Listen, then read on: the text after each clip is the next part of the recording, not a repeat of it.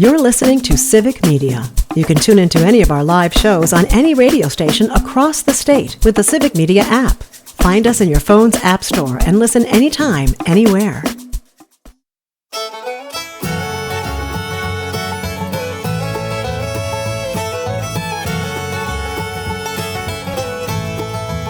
It's been turning round a million years, but in what little bit of time that I've been here.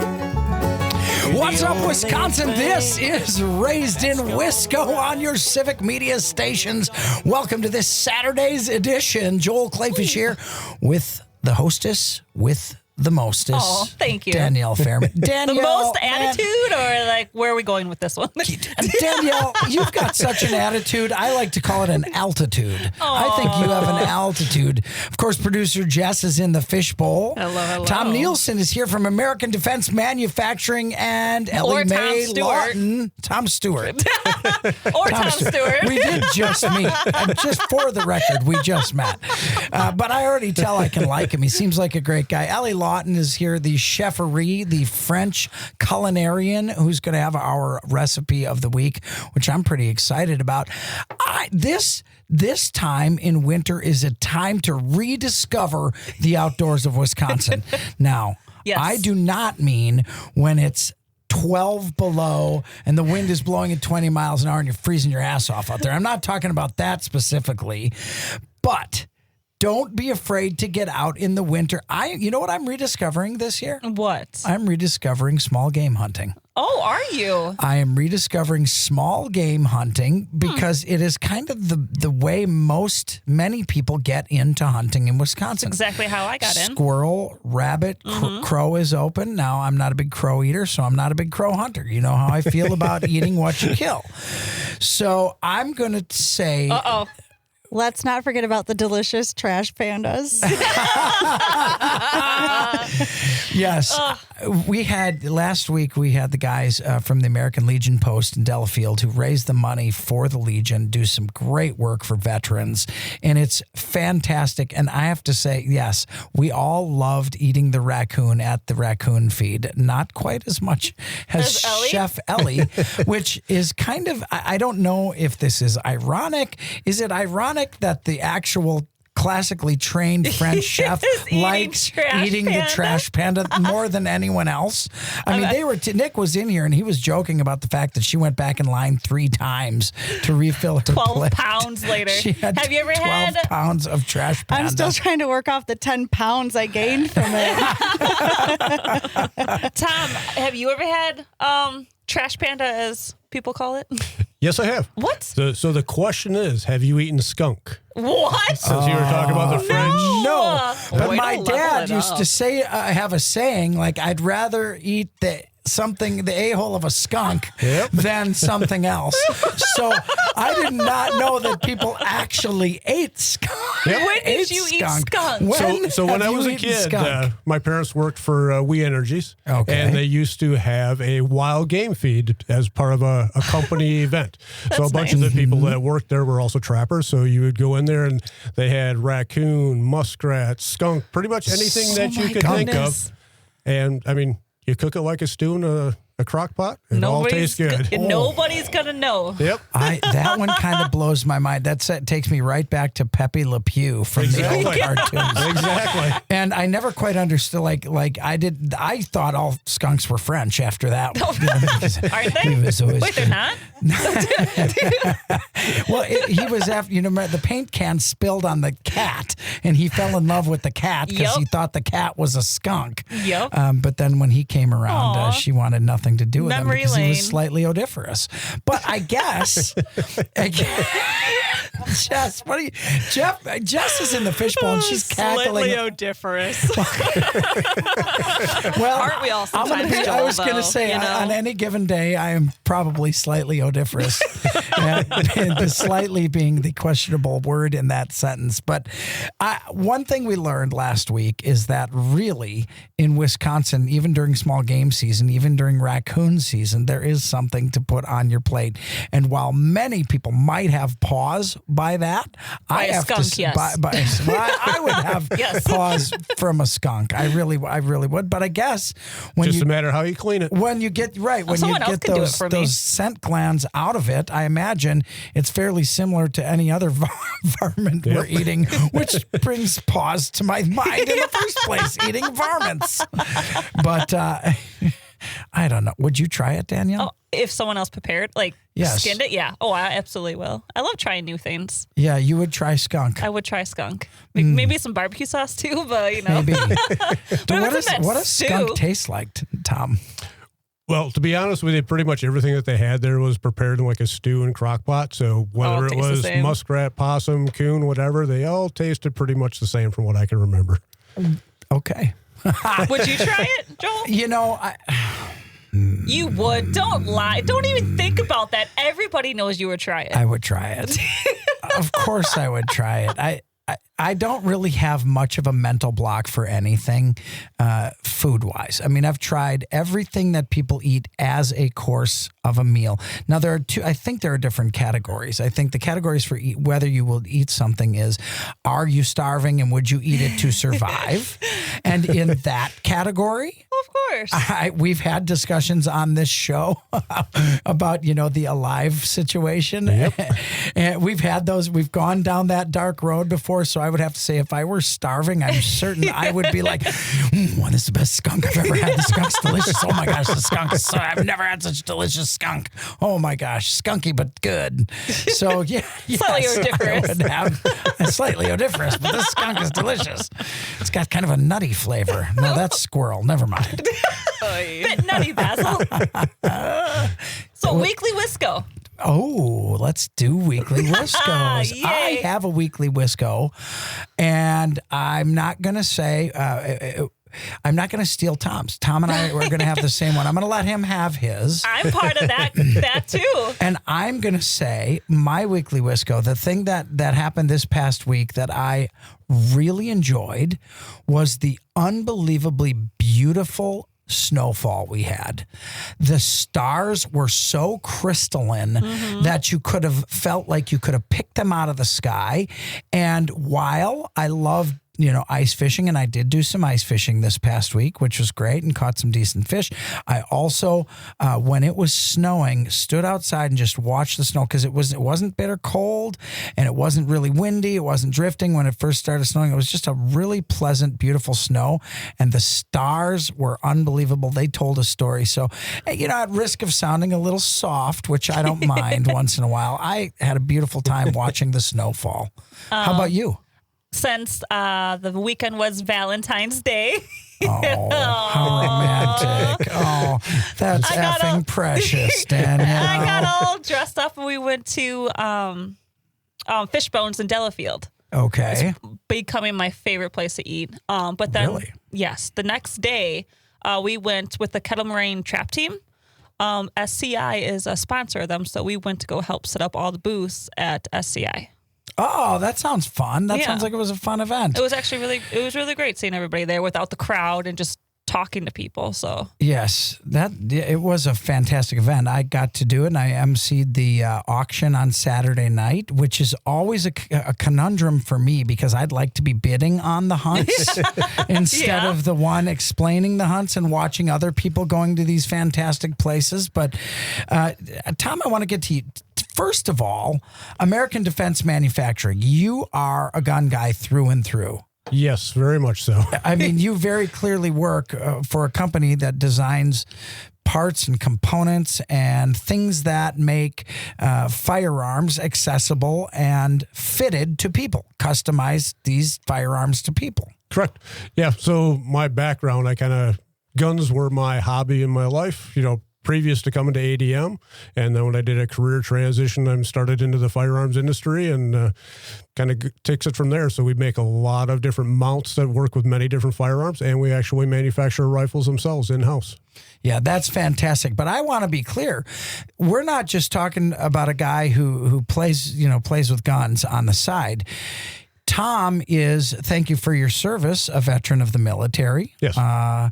You had successes there. You were in the military for quite a while. Then you were in law enforcement, and I want to thank you for that service as well, which clearly in today's society brings with it a lot of different questions than it did several years ago. Yes, it does. So you have a history in careers that definitely have to do with firearms. And you found a way to, after that, kind of fill a passion or a love of yours and make it your third career, really. Yeah, exactly. Yeah, so through the law enforcement side of it, after I went through my first sniper school, I kind of got into long-range competitions, and that kind of led through several different disciplines in firearms in the competition side, taking that to a rather high level, shooting around the country with Three Gun Nation and several other organizations as well. So that led me to have some contact with a lot of people in the industry. I started shooting at a sponsored level where I was getting either paid cash to shoot for different companies and use equipment, or have contracts with different companies for sponsorship for ammunition or other products like that. That led into doing some consulting for a company which was American Defense Manufacturing, ADM. And then that led into me retiring from law enforcement and going and working for them full time. What did you do this week that was awesome? What's your weekly Wisco? Well, to avoid the 12 below we had last night, I cooked venison backstrap in a new way I've never done before. So that's it. We're expanding the cooking edition of this show. Game I think over. I just got replaced, so I'm going to just go now. See you guys later. Oh, you can still stay in the warm studio. Ellie, what's your weekly Wisco? What did you do this week that was interesting? For once, I actually stayed inside. Well, besides taking care of the horses, I worked SCI, so I had a good time. Saw a lot of folks. Yeah, it was awesome. Talked too much. I can't believe that for a minute. Never. But people in glass houses shouldn't throw stones, I guess. Yeah, no Jess, kidding. did you get out at all this week, or did you have something exciting? Ooh, Mine let's is hear it. also the snow. Great minds think alike. Yes, they do. I shoveled. We have a She worked, you watched. we have a snowblower, but I chose to shovel. Well, because I had spent too many very hours sorry at this about that. soundboard, and the snow was just so beautiful. It was. And It was. just, not that I really needed an excuse to be outside and to enjoy it, but I took it as an excuse to be outside and just enjoy being in the snowfall and how absolutely gorgeous it was. And it was perfect snow for shoveling. It was light and powdery and beautiful. It was absolutely an awesome snow, and we like them like that much better than the sleety stuff or the super slippery stuff right off the bat.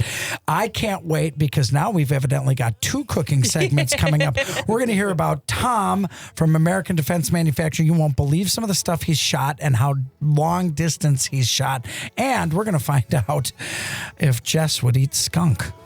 Thing that's gone right in a world gone wrong.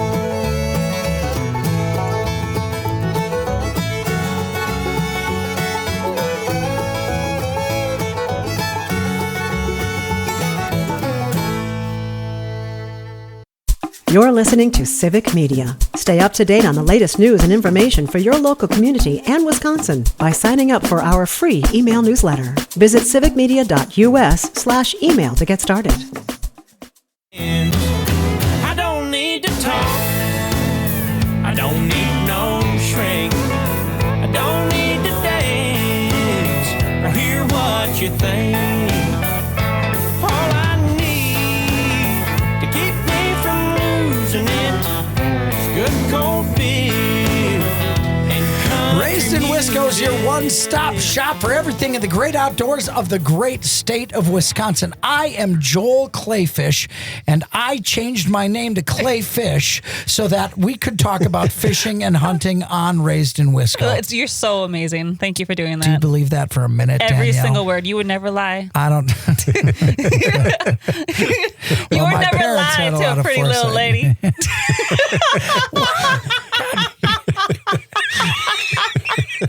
Danielle, you're so in left field sometimes.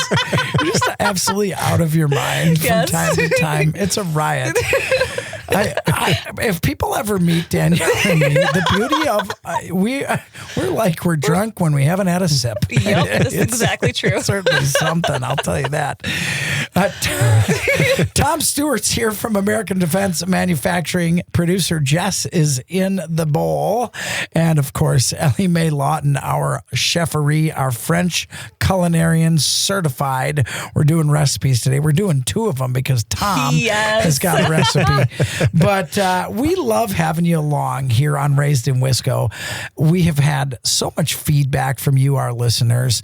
Anywhere we go in the state, 21 stations on civic media throughout the state now play Raised in Wisco Saturdays at 11 a.m. We love having you along with us. Danielle, where else can they hear it? You can listen to us on civicmedia.us and search for Raised in Wisco. You can find us on Apple, Spotify, and you get to see our lovely faces on YouTube and Facebook. Well, yes, lovely. I'm not sure that's a plus. And if our wonderful, look at my mug.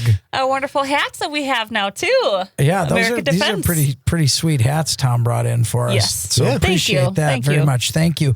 I want to get to the meat of the matter. We're going to talk to Tom. Tom is an award-winning champion accuracy shooter, and evidently is that how you say about it? That I probably didn't say it the right way. You're making it sound a little more dramatic than it is. It's have you met me, Tom? Tom, have you met me? Just now, yes. I can't believe he said it so dramatically.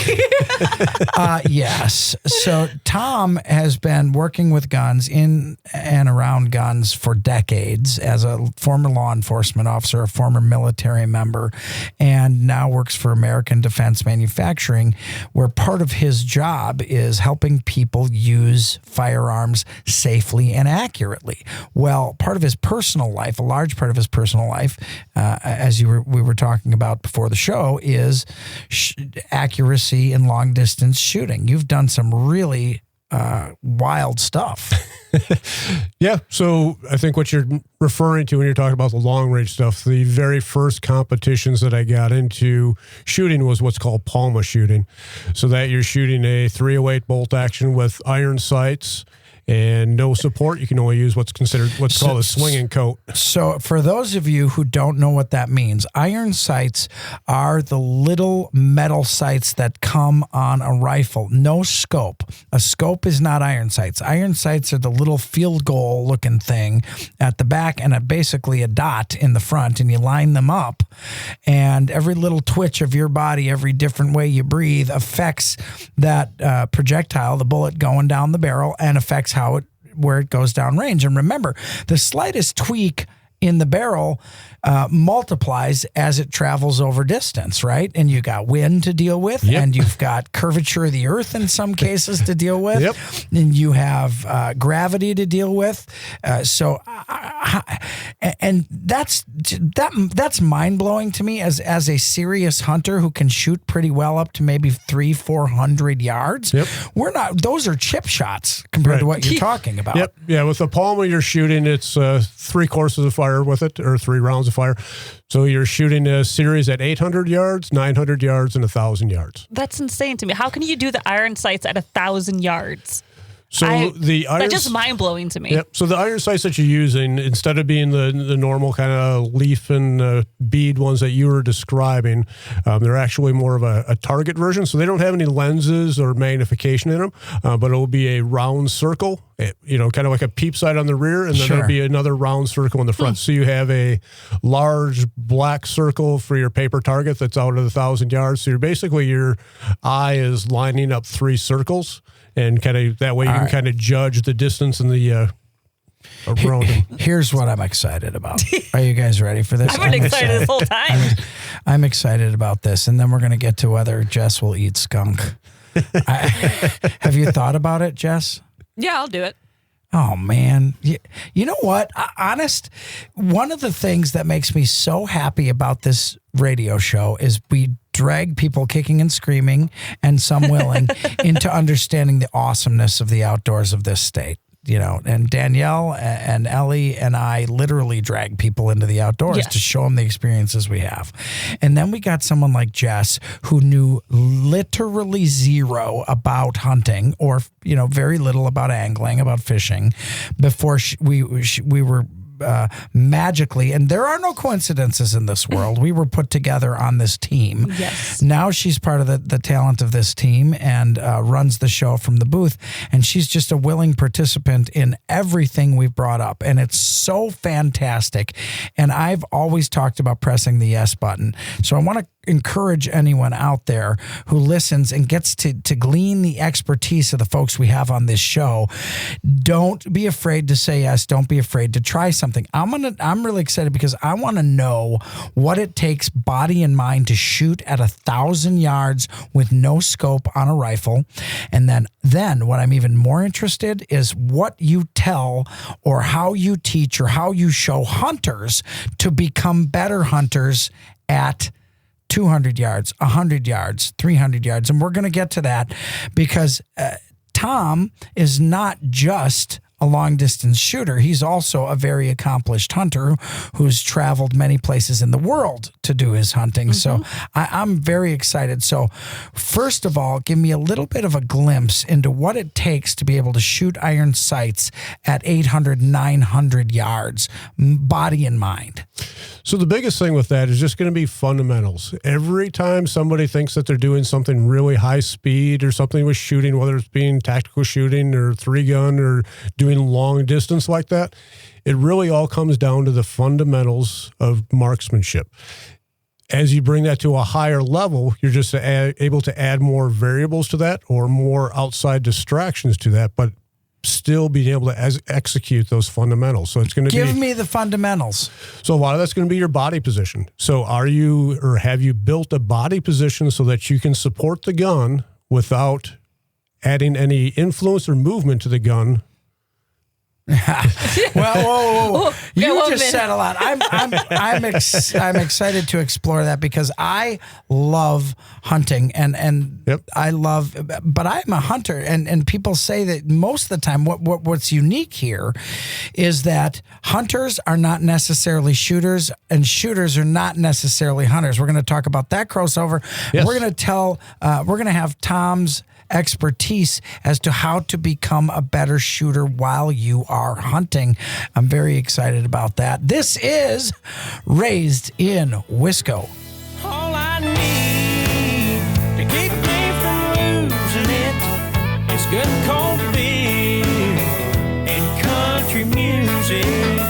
All I need to keep me from losing it is good cold beer. Country music, good country music.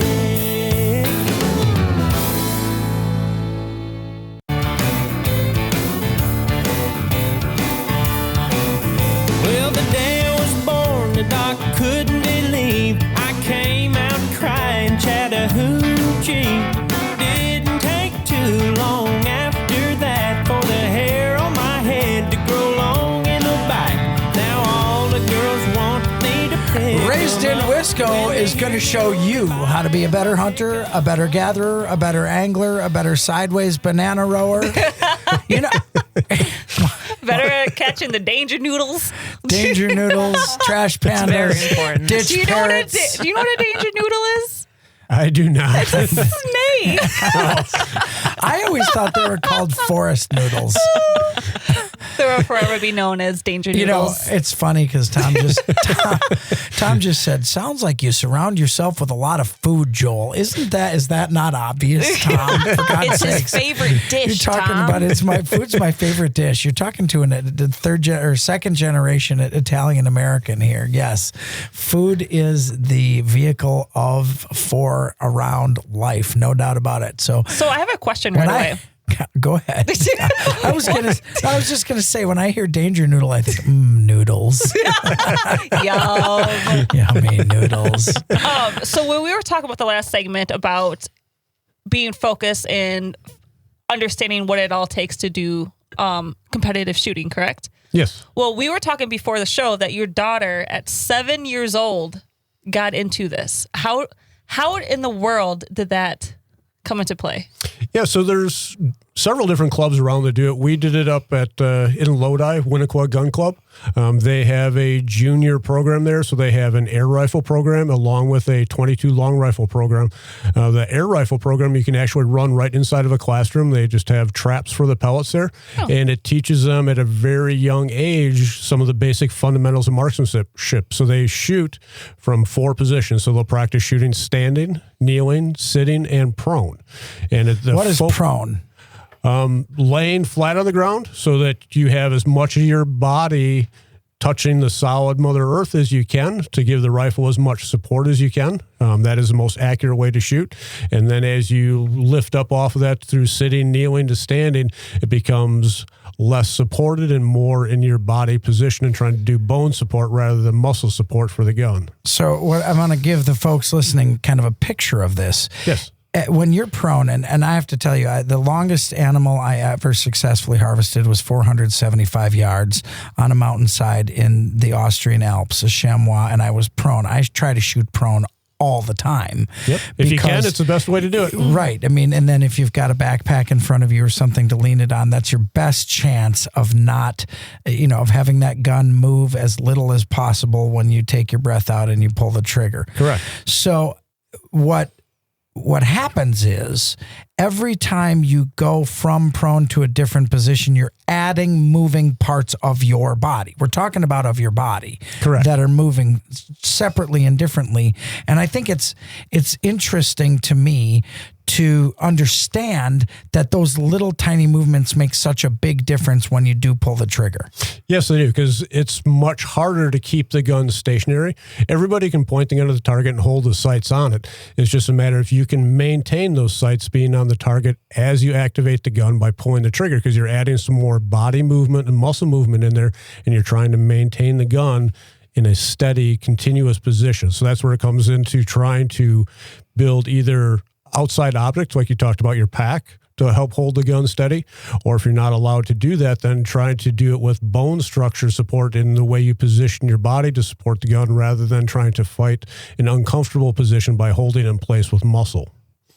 Fascinating. Talk to me about breathing. So breathing, again, that's another thing that can add movement into the gun as you're pulling the trigger, which is going to move the sights off target by the time you pull the trigger and release the bullet from the gun going on the path to the target. So what you want to try and do is find a natural, comfortable place to pause your breathing as you do that final sight alignment and squeezing the trigger. That is fascinating. I've had people tell me that when you're doing this long distance shooting, you're shooting between heartbeats. Is that true? Some people, yes. I mean, because when you really build a fine position and you get everything built in there, you can see your sights movement with your pulse. I found when I was shooting long range stuff, I would get the most pulse movement in my sights from my cheek pressure on the stock. So I would have to adjust how much I was pressure that my face was putting on the stock, because as I was kind of get out of my normal realm, and I would put more cheek pressure onto the stock as I was lining the shot up, I would get more bounce in the sights with my pulse. So if I would have a lighter contact pressure with my cheek on the stock, then that would reduce that amount of movement for me. That's nutty. Yeah. I mean, that's absolutely crazy. I don't think I can sit still long enough and not move. And there's a lot of patience in accuracy shooting, correct? I would say yes. I would say it's all patience. Well, I mean, a like lot of 95% of it. Yeah, I mean, a lot of the patience comes into the practice, the training, and the preparation prior to it, because it takes a lot of preparation, a lot of practice, both with equipment and your physical execution of the shooting process to be able to do it at a high level. And your daughter really mastered that, hasn't she? Yeah. Yep. So she started doing the kind of the accuracy fundamentals, and then we moved from there into doing something that's called steel challenge. So that adds multiple targets and kind of brings the speed into the realm of it. So there you stand in a stationary position and you have 5 steel targets, and it's a timed event as how fast you can go through and get one hit on each of those steel targets. And from there, we moved into what's called USPSA. So that you have multiple targets, but now you're actually moving your body around a course of fire, going through different doors or around walls or different shooting positions to be able to see the targets. So that added a new realm to it. And then after that, we got her into 3-gun. So it's doing USPSA. So you're moving across a course of fire, having multiple different targets out there. But now you're having to manage 3 different guns during it, with certain targets only being able to be shot with one type of gun. And how old is she while she's doing all this? She started 3-gun at 11. That's crazy. When you said that you guys were on a TV show as well, was it? Yeah, when we were shooting the World PCC Championship. All right, what are these acronyms? PCC is pistol caliber carbine, so it's a weapon that looks like an AR-15, but it shoots a 9mm bullet, the pistol caliber. Okay. Yeah, so we were shooting the World Championship for that. And, whoa. So casually. Slow down now. So your doing daughter it. made it to the World Championships of this stuff. Yep, our whole family did, actually. I shot at my son, who was younger than my daughter. Heaven's sakes. My daughter, no, everybody did, Joel. What kind of loser are you? For God's sake, man. How old is she now? Right now? Yes. 22. She's 22, but she's 11, 12, 13, 14 years old, and she's competing internationally. Yes. That's fantastic. Mind-blowing again. That is mind-blowing. I want to, and so how did she do at these competitions? For her age group, one of the years we shot the World Shoot, she actually won it. She was the very best Atta-girl. in the world in her age group. Correct. That blows my mind. I want to talk about a little bit of a subject that might raise some hair on the back of necks. Do you think women are better shooters than men? They are easier to teach, because I come from a firearms instructing background as well. They don't have, I shouldn't say they all, but the majority don't have the ego that goes into it. Yeah. They are willing to listen to some recommendations and actually try them, rather than go into it thinking that I know a better way than you. I'm going to tell you something, Tom. I'm just going to come right out and say it. I think women are way better shooters than men. I have taken many men. I feel like Tom's going to kind Tom's of kick trying my butt. to say that. Well, look, okay. He's had a lot of training, Danielle. Yeah. I mean, compared to Tom, you and I are at the bottom of the novice, scale. Ellie, are you a good shooter? Are you a decent long distance shooter? Are you a decent rifle shooter? Yeah, I think so. I mean, I'm happy with my performance. I don't know Never if had I any would be okay complaints, eh? shooting in front of this gentleman. And heck, this is radio, so we're all as good as we say we are, right? Can you teach us some cool stuff? Sure. Oh, there you go. I have a lot of ladies that would love to learn. I'm going to tell you something about Danielle Joel and can't Ellie. They love roping people into stuff. So they love roping guests into stuff. So you're going to actually be out there helping us at some point. Any day out of the range is a good day. All I can tell you is this. I've taken a lot of people turkey hunting, right? Men and women, boys and girls, men and women. And hands down, the girls and women are more consistent with killing the turkey on the first shot than the boys and the men. Yeah, A lot of times guys are just going, oh, give me that. They're muscling their way through everything. Exactly how they sound, too. Do they? Is that what we sound like? Yep. All I can tell you is when we went out with producer Jess and we were in the blind and she had the gun up, I'm sitting there. Now I've had the great fortune of bagging, probably more than 100 turkeys with people by myself in every scenario. We had these turkeys marching in, Jess, and I'm whispering to her and she looks over me. She's like, shh. She's in the blind for the first time in her life. She's like, she's got her teeth grit. She's looking at me. You were gonna screw them up. And she. Well, you can just hold it. Hold still, They're coming. still. They're coming. Just hold on.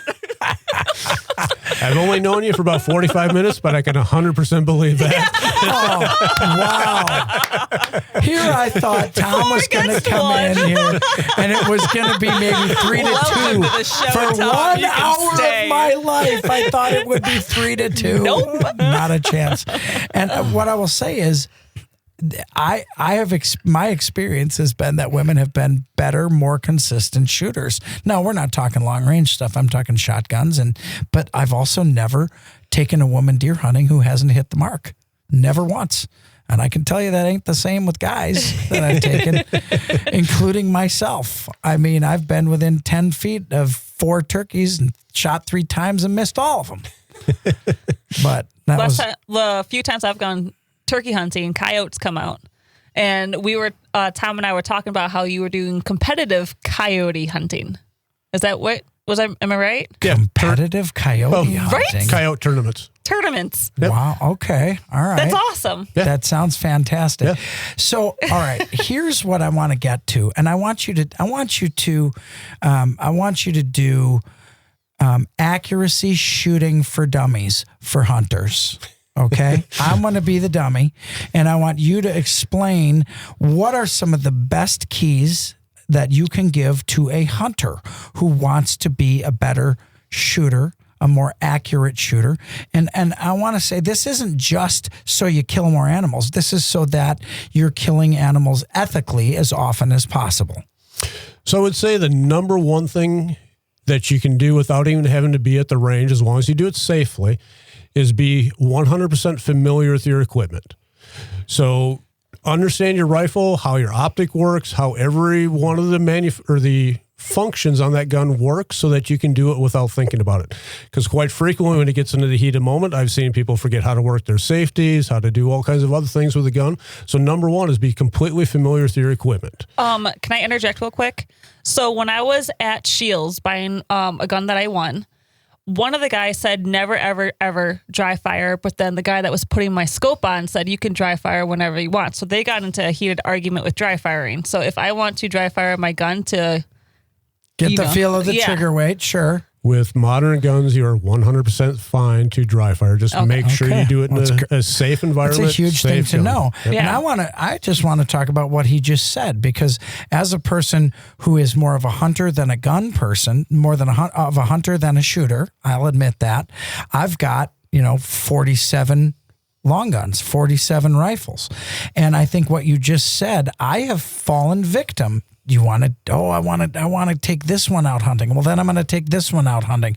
As you change that firearm in your hand, you really need to go through it several times before you're familiar with where the buttons, switches, hooks, and latches are on it. Correct. Before you go out there. Yep. I think that is a really great advice.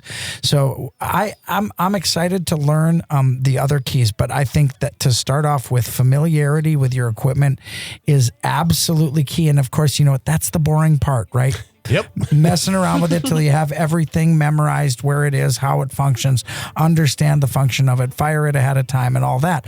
That's the stuff people skip. And then they expect to sit in a deer stand and get a great kill at 300 yards, which doesn't happen, and they wonder why. Familiarize yourself. I can't wait to hear the other lessons he's got for hunters to be accurate shooters. And what I really can't wait for is to talk about food. This is Raised in Wisco.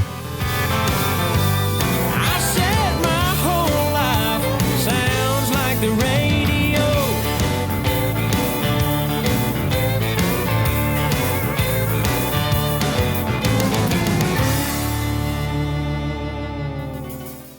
You're listening to Civic Media. Find the latest news, information, and archives of all your favorite shows on the Civic Media website, civicmedia.us.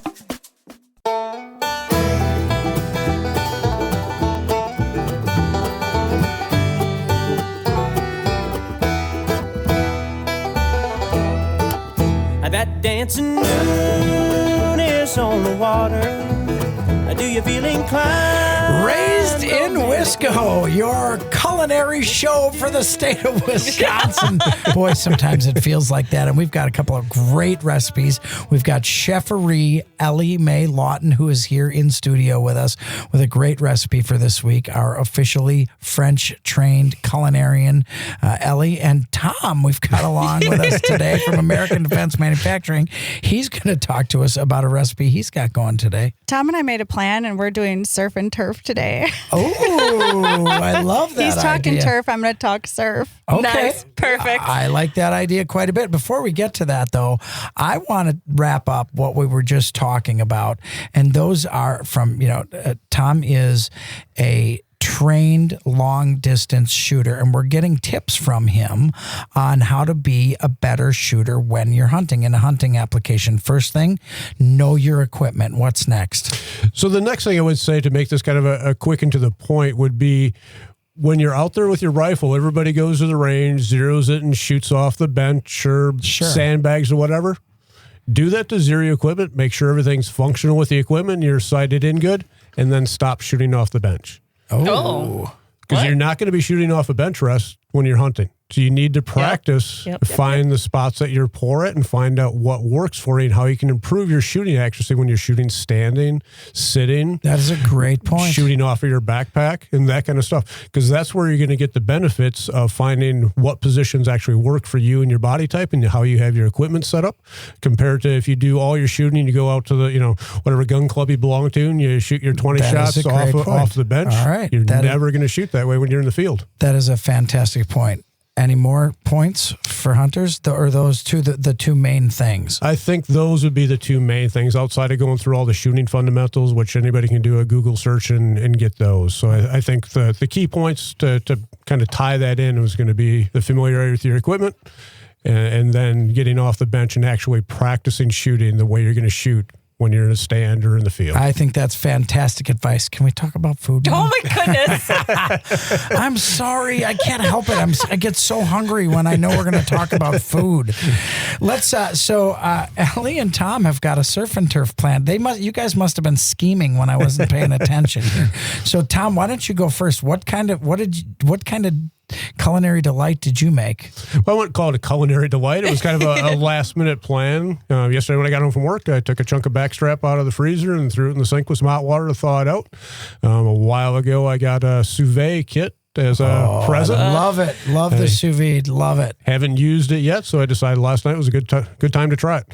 So I used that. I took some of the seasonings that I learned about when I was over in Africa. So I had a couple of different seasonings that I'd never used before. So I Like what? So it was a peri-peri and a bry. It's like a salt, salt. Yeah. Yep. So I used some of that, and then I added some paprika to that with some garlic butter inside the sous vide bag, and then cooked it for about an hour and 20 minutes at 140 degrees, and then took it out and did a hot skillet sear on the outside. Oh, that sounds absolutely delicious. Yes, it does. I need that right now. And I got to tell you, they in South Africa, which I've had the pleasure of being, it's amazing. They don't call it a barbecue; they call it a braai. They say, "Hey, we say let's have a barbecue." They say let's have a braai. So last time I was there, they sent me back with some braai salt, and I don't know what it is about that stuff, but it puts a crust on what you're cooking. It's fantastic. Ellie Mae, I see you over there. You got excited about his sous vide recipe right there. Yeah, what I have you got that. for us? Well, I didn't sous vide anything, but I pulled the fish through the ice, if that counts. So that definitely counts. It's called a reverse sous vide.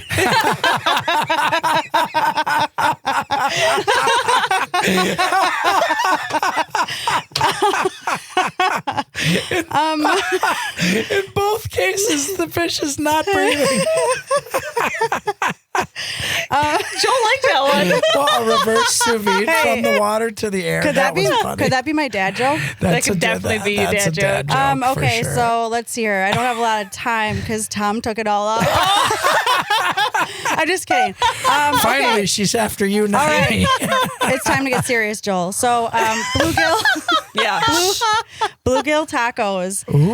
I did not do them traditionally like fried. So what I did is heated up my cast iron skillet, put some oil in it, put the bluegill in there, did not bread them or anything before I put them in. Topped them with a bunch of seasonings, cumin, paprika, garlic, onion powder, all the good stuff. Let them cook, flipped them once, took them out of the pan, put them on some warm corn tortillas, made a cabbage cilantro slaw with honey, olive oil, lemon juice, cilantro, red onion, threw it on top. And I think, I had some pico, and that was it. And a little pretty quick and pico de delicious. Wow. Yeah. Oh my gosh, that sounds My mouth amazing is though. watering. Yeah. I do have one question on that. I'm down for the sous vide. I'm down for both. That sounds like the most fantastic surf and turf ever. I just love fish tacos. And if you need fish, take Danielle on the ice with you because she apparently can pull a lot Oh of fish my in a gosh. short amount of time. Danielle, we never even really got to talking about that quite a bit. Danielle absolutely hammered the fish. That was so fantastic. We Yeah. talked about it a little last week. But Ellie, my question to you is, you say some oil in a pan. Are you going to change the flavor profile or the flavor dynamic of what you're eating depending on the oil you're using, and what kind do Yeah, you recommend? certainly. Olive oil. Olive oil. I wasn't using a super high temp, so anything, a higher flash point, you want to use a different oil, like maybe a vegetable or canola, because it burns hotter. Olive oil Yeah. burns. Okay. Yeah, olive oil burns at lower temps. Are you worried about it being a virgin olive oil? I mean, because there's a stronger olive taste, but I I'm like the stronger olive taste, so I tend to use an extra virgin olive oil for Okay. a lot of stuff. I know people have a lot of different opinions on oils, so you just kind of have to taste them beforehand and see what you like. Yeah, that sounds absolutely fantastic. Tom, thank you so much for being here. I really appreciate it. And Danielle, one of the neat things about this show is that I learn, honestly, I get to host the show. Danielle and I get to host the show, and I feel like I learn so much every week from the experts who are able to come here with us. I feel like Tom needs to come on another one. There's so many unanswered Tom questions. has to bring his daughter. Yes. Because she's 22 now. I mean, that means a third of her life ago, she won a world championship, which is unheard of. Jess, we got to get her in here. That's for sure. Let's do it. Folks, you've been listening to Raised in Wisco. It means a great deal to Danielle, to me, to Ellie, and our guests and producer Jess, that you're part of our team and what we do here. We don't just say we care about bringing people into the outdoors of Wisconsin.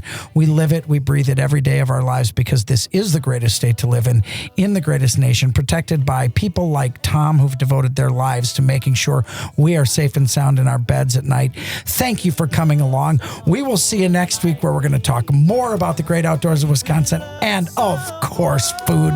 For Danielle Fairman, Ellie Lawton, I'm Joel Clayfish. We'll see you next week on Raised in Wisco.